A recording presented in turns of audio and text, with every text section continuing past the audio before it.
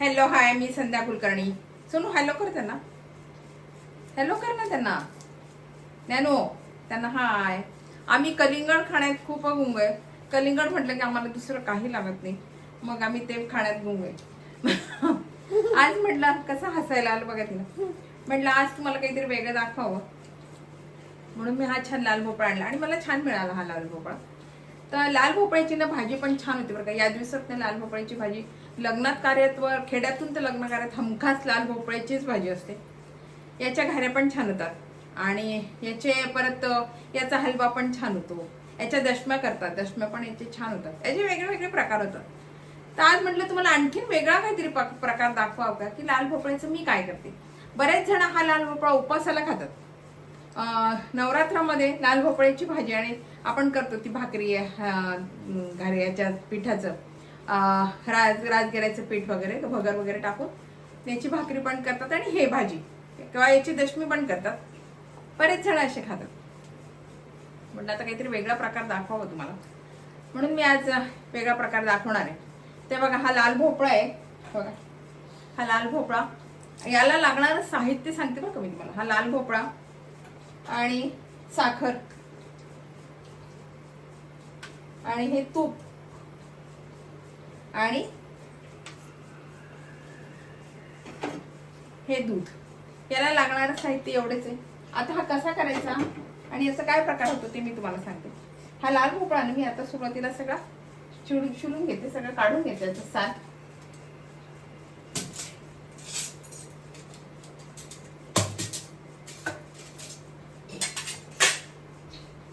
हा लाल भोपळा मुळाच अंग त्याला अशी गोडी असते, त्याच्यामुळे काय होतं आता मी हा चिरून घेते.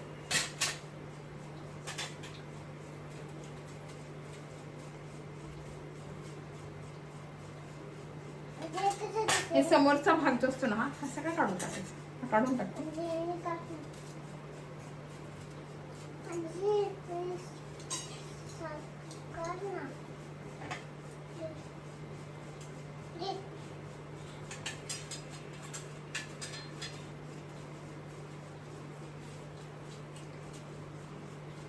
काही काही लाल भोपळ्याची भाजी एवढी सुंदर होते ना, खूप चव छान असते लाल भोपळ्याची. काही काही लाल भोपळ्याची, काही काही लाल भोपळे एवढे चवीला नसतात. याच्यात तुकडे तुकडे करून घेते आणि याचं ते सगळं साल काढते.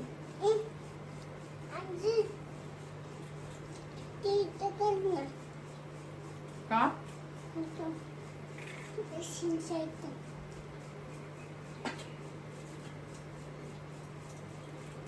तर पूर्ण ह्याचं मी साल काढून घेते.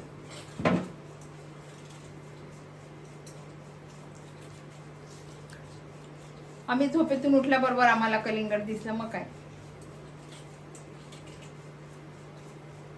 मग कलिंगडच खायचं. आता पूर्ण आता मी साल काढते.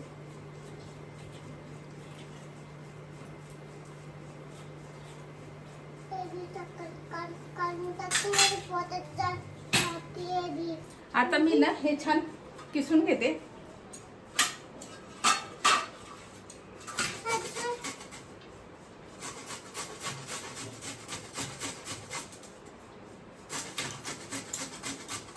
खेड्यातून ना उन्हाळ्याची हमखास लग्न कार्याला ना याचीच भाजी असते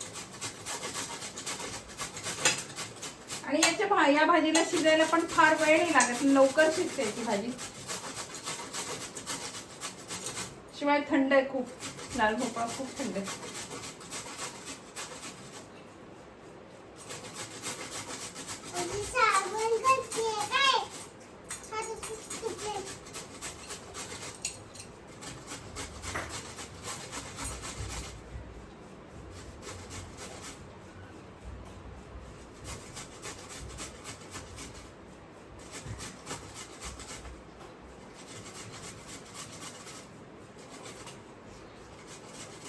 आता मी ना हा सगळा किसून घेते.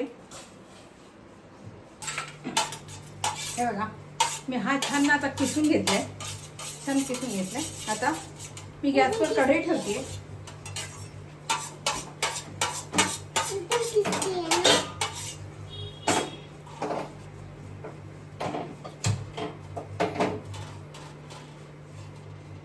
गॅस सुरू केलाय. आता याच्यामध्ये थोडे लागते, याला काही फार तूप लागत नाही. थोडं तूप घातलंय. आणि आत्ता जो हा लाल भोपळा आहे ना, हा मी किसून ठेवलेला, हा सगळा याच्यामध्ये घालते.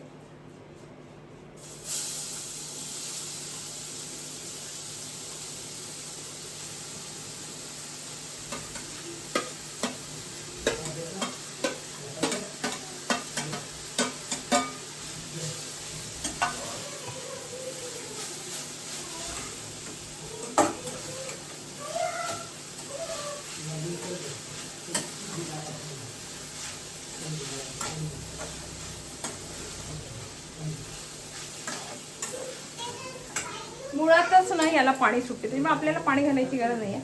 हा छान आता मी वाफवू देणार आहे, याला छान वाफवू देणार आहे.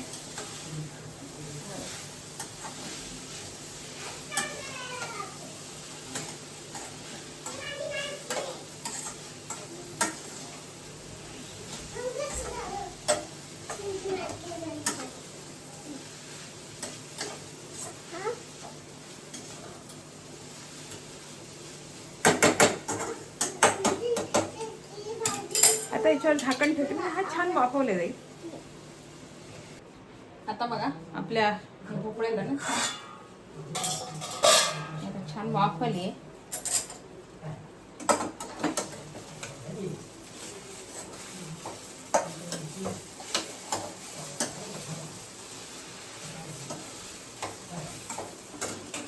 आणि आता याच्यामध्ये तुम्ही साखर घालते, आपल्याला किती गोड पाहिजे ना ते प्रमाणे साखरेचं ठेवायचं.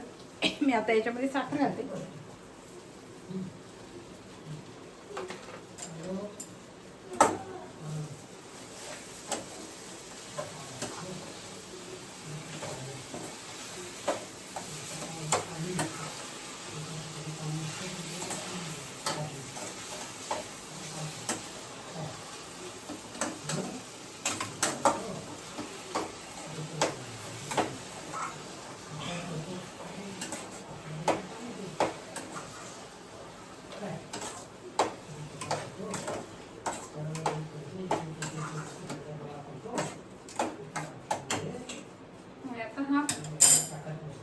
थोडासा राहिलेला असतो ना शिजायचा, तो पूर्ण शिजू द्यायचा याच्यामध्ये. आणि तो शिजतो साखरेच्या याच्यामध्ये, साखरेचा पाक होतो आणि त्याच्यामध्ये तो पूर्ण राहिलेला शिजून जातो.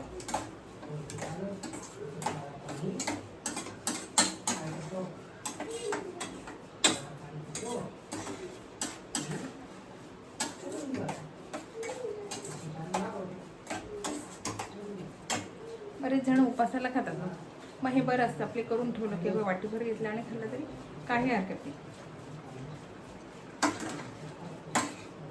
नवरात्रात तर बरेच जण खातातच, लाल भोपळा खातात, भेंडी खातात, बरेच जण खातात लाल भोपळा, काकडी खातात उपासाला.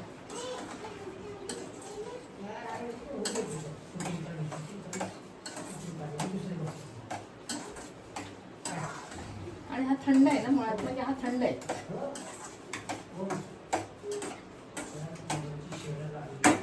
त्याचा पाक सरण थोडंसं चिरू देते मी. पाक म्हणजे साखरेचं पाणी झालंय तर थोडंसं चिरू द्यायचं, म्हणजे आपला लाल भोपळा आहे तो पण पूर्ण शिजून.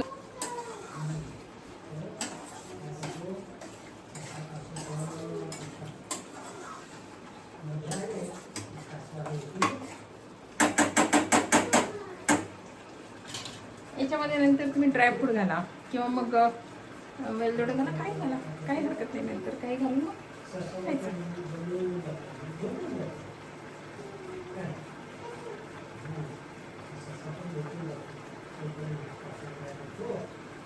बऱ्याच जणांना याची भाजी आवडत नाही, बऱ्याच जणांना नाही आवडत लाल भोपळ्याची भाजी, कारण ती मुळातच थोडंसं त्याला गोडी असते. बऱ्याच जणांना जेवणात तसं तिखटासोबत गोड बऱ्याच जणांना नाही आवडत, म्हणून मग ते थोडी गुळचट असते ना, म्हणून ते भाजी नाही खात. याला मी असं करताना मी साखर घातली. बरेच जण याच्यात गुळमध्ये गुळ घालतात, गुळमध्ये पण खूप सुंदर लागतो हा, साखरेमध्ये पण छान लागतो. पण आमच्याकडे गुळाचं प्रमाण थोडंसं कमी आहे, त्यामुळे मी साखर घालते. गुळ कमी खातात आमच्याकडे, गुळ जास्त खात नाही, म्हणून मी साखर घातली याच्यामध्ये. नाही तर बरेच जण गुळ घालतात त्याच्यामध्ये.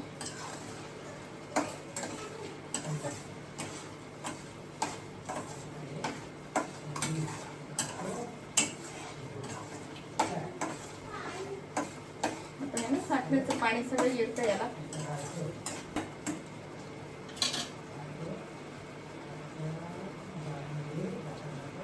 उपवासाच्या दिवशी ना सकाळी आपण फराळाचं करतो नवरात्रात, मग दुपारी काही वेळेस भूक लागली तर मग हे करून ठेवायला काहीच हरकत नाही.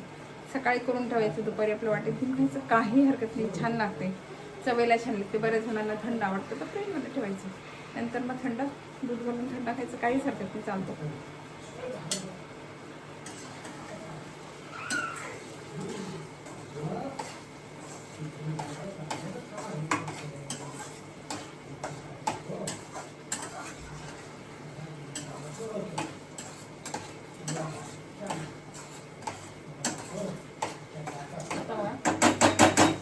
पूर्ण साखर आता जिरली, म्हणजे साखरेचं पाणी झालंय आणि पाणी पण थोडासा आटत आलंय, म्हणजे मग ते सगळं मिळून येते.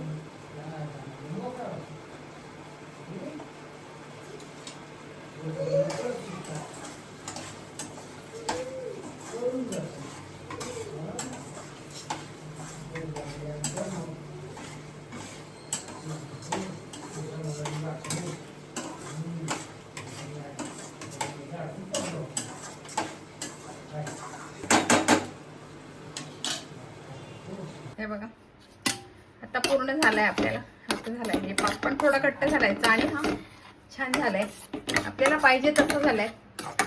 अजून वाफा येतं याच्या, हा छान शिजलाय. मी हा वाटीत काढलाय.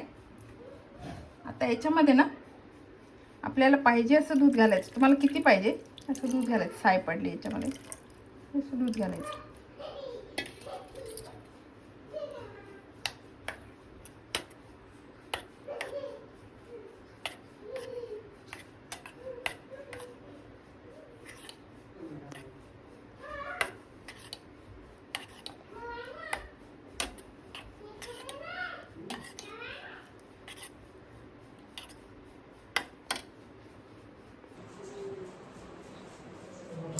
हे बघा, ही आपली खीर तयार आहे. लाल भोपळ्याची खीर आपली तयार आहे. याच्यामध्ये तुम्ही वेलदोडे घाला, ड्रायफ्रूट घाला, आणि शिवाय मी आता थोडंसं गरम होतं त्याच्यात, गरम याच्यातच थोडं दूध घातलं. तुम्हाला दाखवायचं म्हणून मी गरम याच्यात दूध घातलं, नाही ते नॉर्मल होऊ द्यायचं आणि फ्रीजमध्ये ठेवायचं. म्हणजे त्याला जो पाक आहे तो थोडासा घट्ट होतो आणि मग नंतर थंडगार याच्यामध्ये दूध घालायचं. खूपच सुंदर याची खीर लागते, इतकी छान लागते. एकदा करून बघा. आणि थंड आहे, आता उन्हाळ्याचं ना, भोपळा खूप थंड आहे, पण शरीराला चांगलं आहे. तर हे करून बघा. ड्रायफ्रूट घाला, वेलदोडे घाला, आणि मग नंतर छान अगदी दुपारच्या मधल्या सुटीत काही हरकत नाही खायला. मधल्या पाळीच्या मध्ये हा दुपारी खायला काहीच हरकत नाही. खूपच सुंदर लागतो. एकदा करून बघा ही रेसिपी, तुम्हाला नक्की आवडेल. बघा ही नवीन माझी रेसिपी तुम्हाला कशी वाटली, आवडली का? आवडली असेल तर लाईक करा, शेअर करा, आणि माझ्या चॅनलला सबस्क्राईब करा. म्हणजे असे नवीन नवीन पदार्थ तुम्हाला खायला मिळतील, आवडतील, बघायला मिळतील. बाय.